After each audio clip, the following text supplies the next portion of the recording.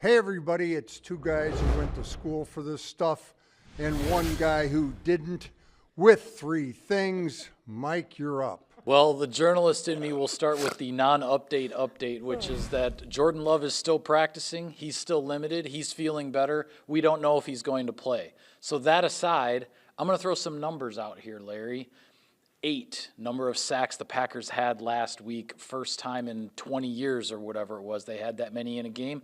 The Vikings have 16 this year, which leads the league, so protecting the quarterback certainly will be a priority. A couple other numbers for you.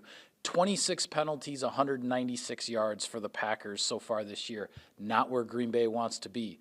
Minnesota's opponents, 24 penalties, 213 yards. The Vikings have certainly benefited from flags against the other guys, so the Packers want to get that cleaned up this week. Weston. Larry, that week is here. The Green Bay Packers are playing Aaron Jones for the first time. And it was kind of a trip down memory lane for me a little bit going through locker room on Wednesday, talking to all these guys that spent so much time with him, played so much football with him, defenders that are now finally going to have to tackle him to the ground for the first time as far as trying to actually get this guy and stop him and contain him in a game. But one of the things that really stood out to me is the person.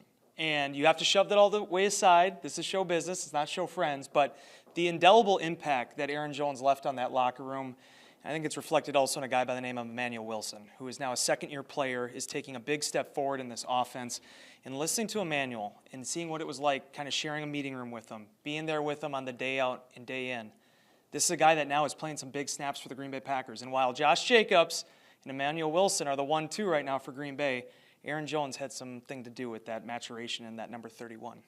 I'm going to take a page out of Mike's playbook. I've got some stats for you. The Vikings allow 3.6 a carry. They also allow an opponent's passer rating of 71.5. They are number 2 in the league after 3 games in points allowed. But I will counter with this stat from the Green Bay Packers. They are at +7 in the turnover ratio, number 1 in the league, and as we all know, that's the key stat when it comes to winning or losing. So despite all those gaudy numbers from the Vikings, we say, bring it on. And that's 3 guys with 3 things.